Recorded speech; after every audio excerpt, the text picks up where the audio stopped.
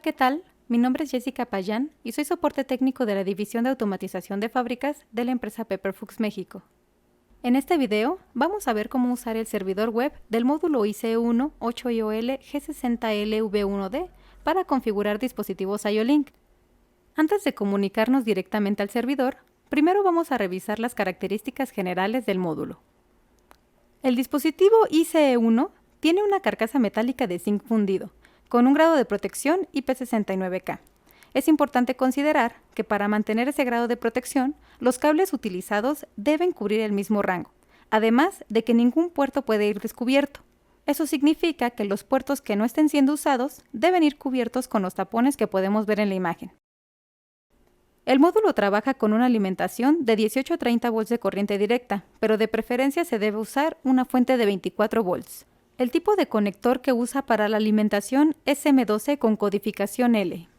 El consumo de corriente del módulo es de 200 mA, sin embargo, este soporta hasta 16 A como máximo. En cuanto a los sensores y actuadores, podemos conectar hasta 8 dispositivos IO-Link, aunque también podemos considerar combinaciones como máximo 8 dispositivos IO-Link y 4 entradas y salidas digitales, máximo 2 entradas digitales y 4 salidas digitales, o máximo 12 salidas digitales y 4 entradas digitales. Esta cantidad de dispositivos solo es posible si usamos conectores tipo Y, tipo T o también conocidos como splitters. Otra característica importante del maestro es que podemos definir si queremos que trabaje bajo el protocolo Ethernet IP o bajo el protocolo Profinet. La selección de dichos protocolos se hace por medio de los potenciómetros que están ubicados en el recuadro rojo. El conector que se usa para los puertos de red es M12 con codificación D. En el centro del módulo vamos a poder visualizar los LEDs de estatus. Los que están dentro del primer recuadro rojo hacen referencia al estado en el que se encuentran los puertos en donde se conectan los dispositivos. El LED A hace referencia al pin 4 y el LED B hace referencia al pin 2. En el segundo recuadro rojo podemos ver los LEDs de diagnóstico de las fuentes de alimentación. UAUX hace referencia a la fuente auxiliar y US a la fuente del sistema. Si nos vamos más abajo, vamos a poder ver en el recuadro azul los LEDs de diagnóstico de los puertos de red, localizados como X01 y X02, adicional al LED de estatus del maestro MS y el LED de estatus de la red NS. En la parte sombreada de color azul, vamos a poder ver los puertos para los dispositivos IO-Link. Estos son M12 con codificación A. La numeración está de forma vertical, considerando del 1 al 4 los del lado izquierdo y del 5 al 8 los del lado derecho. Un punto muy importante a considerar es que existen dos tipos de clases para los puertos. Del primero al cuarto son considerados clase A, debido a que el pin-out está asignado de la forma en que podemos ver en la sección azul. En el pin 1 y 3 se conecta la alimentación del sistema. Con esta alimentación, cada puerto puede suministrar como máximo 500 mA. Por otra parte, en el pin 4 vamos a tener la comunicación IO-Link o SIO, que significa Standard Input Output. En el pin 2 únicamente se utilizan señales digitales. Por otra parte, los puertos del 5 al 8 son considerados como clase B, debido al pin-out asignado que se puede ver en la sección verde. Los pines 1, 3 y 4 tienen el mismo formato que los puertos clase A. Sin embargo, los pines 2 y 5 van a suministrar la alimentación de la fuente auxiliar, considerando que por puerto vamos a poder obtener como máximo 2 A. Cabe mencionar que el suministro de ambas fuentes se hace por medio del conector M12 con codificación L, y estas están aisladas galvánicamente en el maestro. Debemos tomar en cuenta que todos los puertos B son alimentados al mismo tiempo cuando se conecta la fuente auxiliar. El pin 4 de estos se puede usar como entrada o salida. Sin embargo, si se va a conectar un sensor que tiene funciones en los pines 2 y 5, lo ideal es usar un cable de 3 hilos, ya que dichos pines pueden hacer que se pierda el aislamiento galvánico de las fuentes, y como consecuencia se pueden dañar tanto el sensor como el maestro. Ahora que ya contamos con los conceptos básicos del módulo, vamos a realizar la conexión con el servidor web. Como primer paso, vamos a conectar el módulo o maestro a la PC. El maestro necesitará una fuente de alimentación de 24 volts, un cable de red para comunicarnos con la PC y dependiendo de la cantidad de dispositivos que queremos conectar, vamos a utilizar los cables necesarios para los puertos de entradas y salidas. Una vez conectado el equipo, vamos a asignar el último octeto de la IP del maestro IO-Link. La IP que viene por default en el módulo es 192.168.1 y los últimos dígitos los tenemos que asignar por medio de los potenciómetros que se encuentran al centro del módulo. El primer potenciómetro, además de asignar el primer dígito del octeto, también nos va a ayudar a definir el protocolo de comunicación que queremos usar. Con los valores 0, 1 y 2 definimos el protocolo Ethernet IP y con PN definimos el protocolo Profinet. Hay que recordar que el valor máximo que podemos utilizar es 255 debido a los 8 bits. 2 a la 8 es igual a 256, es decir, 0 a 255. Sin embargo, los valores que se recomiendan usar es del 1 al 254. Ahora vamos a configurar al dispositivo de forma real. Sin alimentarlo, nosotros vamos a poner los potenciómetros en la posición deseada. En este caso, para conectarnos al browser es necesario utilizar el protocolo Ethernet, por lo que el primer potenciómetro se va a colocar en el rango del 0 al 2. Una vez que se hayan posicionado los 3 potenciómetros, vamos a alimentar el módulo.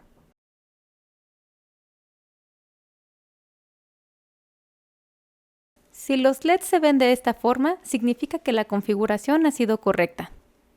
Si los LEDs de X01 o X02 no están encendidos, significa que no tienes conectado en alguno de los puertos el cable de red. Si alguno de los LEDs estuviera en color rojo, será necesario revisar el manual o contactar a soporte técnico. Si no se conoce la IP del módulo o se encuentra en protocolo Profinet, será necesario hacer un reset. En este caso, sin alimentación vamos a posicionar los potenciómetros con los valores 9, 7, 9. Después de eso, vamos a alimentar al módulo y vamos a esperar 10 segundos o hasta que el LED MS cambie de color rojo a verde. Después de ese procedimiento, vamos a poder asignar un nuevo protocolo o una IP al módulo.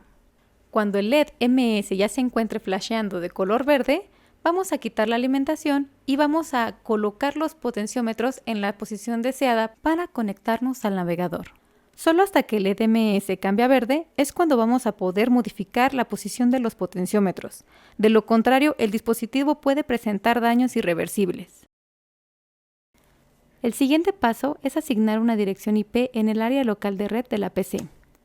Los primeros 3 octetos deben ser iguales a los del módulo, mientras que los últimos dígitos deben de ser distintos porque esos son los que definen el nombre del dispositivo. Es decir, si el módulo se llama 124, entonces la PC deberá de tener otro valor. Para asignar una nueva dirección IP a la PC, lo primero que necesitamos hacer es abrir el panel de control. En este caso, yo lo tengo configurado por categoría. Después damos clic en ver el estado y las tareas de red de la categoría Redes e Internet. En la ventana mostrada vamos a ubicar la red local Ethernet. Damos doble clic para ver la ventana general del puerto. Después seleccionamos la opción Propiedades. Esto nos arrojará la ventana con las funciones de red. Buscamos y damos doble clic en la opción Protocolo de Internet versión 4. Esta opción nos abrirá la ventana en donde ya podemos colocar la IP que queramos. Es necesario seleccionar la opción Usar la siguiente dirección IP para habilitar las casillas. En este caso, la IP que se está asignando es 192.168.1.10. Si nosotros damos clic en la casilla de la máscara de red, esta se colocará automáticamente. Para finalizar, damos clic en Aceptar, Aceptar y Cerrar. Ahora sí, ya podemos ingresar la dirección IP del maestro al navegador. En este caso sería 192.168.1.124. Para hacer este procedimiento podemos utilizar el navegador de nuestra preferencia. Cuando buscamos al módulo a través de su IP en el navegador, vamos a poder observar esta pantalla principal, que hace referencia a la pestaña de estatus. En esta vamos a poder hacer la asignación de entradas o salidas de acuerdo al tipo de dispositivos que vamos a conectar. De igual forma, vamos a ver una representación gráfica del módulo que muestra los LEDs de estatus en tiempo real. Voy a habilitar la cámara para mostrar la comparación del módulo real y el virtual. Los LEDs de diagnóstico están operando, pero los de los puertos aún no, porque no hemos asignado ningún dispositivo. En la parte superior de la página, además de estatus, vamos a encontrar otras pestañas. Las siguientes puertos, y en esta, como su nombre lo dice, vamos a poder visualizar la información de todos los dispositivos que se encuentran conectados en cada uno de los puertos del maestro. La siguiente pestaña es Sistema, y es ahí donde vamos a encontrar la información general del módulo, como nombre del fabricante, versión IO-Link, modelo, número de parte, entre otros datos. Además, vamos a poder hacer cambios en el maestro, como asignar el tipo de IP. Esta puede ser fija, como es el caso de la opción estática, o también puede ser dinámica, como es el caso de las opciones BootTP y DHCP. Adicional a esta función, también vamos a encontrar una opción en la que podemos generar un reinicio en el módulo o un reset a valores de fábrica. Y hasta el final de la página vamos a encontrar la función para actualizar el firmware del módulo en caso de ser necesario. La siguiente pestaña es Usuario, y prácticamente es donde nosotros podemos cambiar la contraseña de acceso al módulo o generar un nuevo usuario. Se puede definir si el nuevo usuario tiene acceso a la administración total del módulo o solo para escritura. Y para finalizar con ese menú de opciones, la última pestaña muestra los datos de contacto de la empresa Pepper & Fuchs. En el caso de México y Latinoamérica, favor de usar la información de contacto que viene al final de este video. Vamos a regresar a la pestaña de estatus para comenzar con la asignación del dispositivo que voy a utilizar. Lo primero que vamos a hacer es pulsar el botón que dice Switch On. Automáticamente el navegador nos solicitará un usuario y contraseña. Los datos que vienen de fábrica son usuario admin y la contraseña private. Esta acción va a forzar al módulo para permitir que se haga la asignación de los dispositivos que se conectarán en los pines 4 y 2 de cada puerto. Para esto es necesario dar clic en el símbolo de llave, en este caso puerto X1, y automáticamente se desplegará el menú de configuración. Ahora voy a conectar el sensor que se puede ver en la imagen de la cámara. Después damos clic en las opciones del modo de puerto y elegimos la deseada. En este caso usaremos el modo IO-Link. Automáticamente se activará el puerto después de indicar esta opción, como se puede ver en la imagen. El pin 2 lo dejaremos como normalmente abierto, aunque también se puede configurar como normalmente cerrado. Cerramos la ventana y, como se puede ver, el estado del puerto dice operando en color verde. Eso significa que la conexión es correcta. Si desconectamos el sensor, podremos observar que el servidor muestra un error de desconexión. El maestro se mantiene ejecutando varios escaneos, como intentos, hasta que un dispositivo IO-Link vuelva a ser conectado.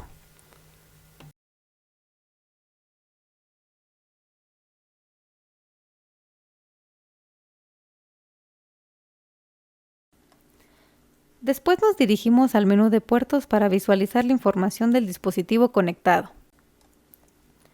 Esta acción la podemos hacer desde esta pestaña, o para ir directamente a un puerto específico, podemos dar clic en el signo de información que se encuentra en la columna de detalles de la tabla de información de puertos ubicada en la pestaña Status.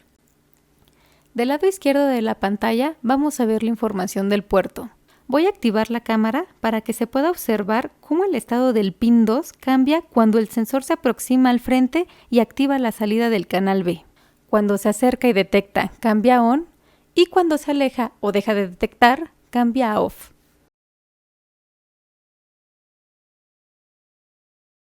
Por otra parte, del lado derecho de la pantalla vamos a encontrar la información del dispositivo. El valor 00 significa un byte en formato hexadecimal. Si el sensor detecta un objeto, los datos de proceso de entrada mostrarán ese cambio. Otro tipo de información que podemos manipular es el tag o nombre de la aplicación. La información que viene de fábrica es el eslogan Your Automation, Our Passion. Sin embargo, esta se puede cambiar escribiendo una palabra nueva en el recuadro vacío de abajo y dando clic en el botón Set. En este ejemplo se ha escrito la palabra prueba. Por otra parte, la información más relevante que vamos a poder manipular desde este menú es la de la configuración de los dispositivos a través de su index y subindex. Por ejemplo, voy a escribir en el index el número 16 y daré clic en el botón de lectura. De esta forma vamos a poder ver el nombre del fabricante en el formato hexadecimal. En este caso es Pepper + Fuchs. Para saber en qué index encontramos esa información, vamos a abrir la página oficial de Pepper Fuchs y en la sección de búsqueda colocamos el modelo o el número de parte del dispositivo que estamos utilizando. En este caso tengo conectado un OBT650R200. Abrimos la ficha técnica general y damos clic en la pestaña de software. En este apartado encontraremos el IODD o la descripción de entradas y salidas del dispositivo. Descargamos el archivo dando clic en el vínculo y lo abrimos. En cada archivo IODD que se descargue desde la página oficial de Pepper & Fuchs, vamos a encontrar estas carpetas. La que vamos a usar para consultar el mapeo e información del sensor es la que termina en doc. La abrimos y damos doble clic en el archivo con formato HTML que tenga el número de parte de nuestro dispositivo. Como se puede ver, en este archivo viene el mapeo del sensor, organizado en un formato de índices y subíndices conocido como ISDU, por sus siglas en inglés, Index Service Data Unit, el cual está estandarizado por la asociación IO-Link. Dentro del archivo vamos a encontrar parámetros de identificación como el Vendor ID y el Device ID, al igual que el nombre del vendedor o del fabricante que se encuentra en el Index 16, que es el valor que he leído en el ejemplo anterior. Prácticamente vamos a encontrar toda la información de parametrización de acuerdo al perfil del sensor inteligente, al igual que la información de eventos como las horas de operación, el indicador de temperatura, entre otros datos. Vamos a colocar un ejemplo. Sabemos que el dispositivo BT es un sensor difuso que se puede configurar como supresión de fondo o evaluación de fondo. Para seleccionar estas funciones es necesario ir al Index 70. Como se puede ver en el IODD, los valores predeterminados son 129 para seleccionar supresión de fondo y 130 para asignar evaluación de fondo. Antes de hacer algún cambio en el valor, primero vamos a leer el valor que tiene actualmente la configuración del dispositivo. Para eso, colocamos el valor 70 en el espacio de index del navegador y damos clic en leer. El resultado que nos arroja con esta acción es el número 81, que es un formato hexadecimal. Si nosotros convertimos ese valor en decimal, nos daremos cuenta que el resultado es 129 y por lo tanto sabemos que está asignado el valor de supresión de fondo. Para cambiar la función a evaluación de fondo, debemos reemplazar el valor 81 por 82, que en hexadecimal es 130, y pulsamos el botón de escritura. Si la información de escritura es correcta, el recuadro de información va a cambiar a color verde, como es en este caso. De hecho, el estado del puerto del sensor y los datos de proceso de entrada también han cambiado. Para volver a ver el cambio, vamos a escribir nuevamente la función de supresión de fondo. Y de esta forma es como podemos hacer las parametrizaciones de los dispositivos IO-Link desde el servidor web. Es muy importante considerar que en este servidor solamente podemos hacer parametrizaciones en los equipos y no podemos manipular los datos de proceso de los mismos. En caso de ser necesario, un software adicional será requerido. Regresamos a la pestaña Sistema para ver qué pasa exactamente si modificamos la IP, reiniciamos o reseteamos el módulo. Primero vamos a dar un reinicio. Seleccionamos la casilla y pulsamos el botón Restart. Básicamente es como si quitáramos la alimentación y la volviéramos a conectar. En los LEDs del módulo físico podemos notar el cambio, además de que los equipos que estén activados se desactivarán. Ahora vamos a resetear al maestro a condiciones de fábrica. Por el momento, solo vamos a ver cambios en los LEDs de estatus del maestro porque la IP que estamos usando es la de fábrica, además de que el dispositivo conectado ya estaba deshabilitado por el reinicio. Pero, ¿qué pasaría si cambiamos la IP? Voy a modificar los últimos octetos y pulsar el botón Submit.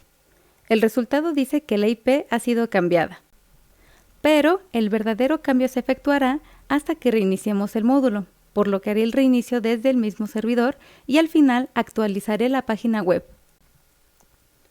Como podemos observar, la página está tardando demasiado en cargar y no tenemos acceso. Esto es porque la IP de la PC ya no es la misma la del módulo. Ahora tenemos que cambiar la IP de la PC como anteriormente lo hicimos. Volvemos a cargar la página, pero nuevamente no podemos acceder al servidor debido a que los potenciómetros del módulo siguen en la posición de la IP anterior. Para resolver este problema, podemos cambiar los potenciómetros a los valores de la IP asignada en el browser o simplemente colocar los tres en la posición 0, que es lo más recomendable. Ahora sí, ya podemos actualizar la página con la seguridad de que el módulo se va a conectar correctamente. Eso sería todo por el momento. Si existe alguna duda, por favor déjanos tu comentario o contáctanos directamente. Con gusto te atenderemos. No olvides suscribirte al canal para recibir más información. Gracias por ver el video.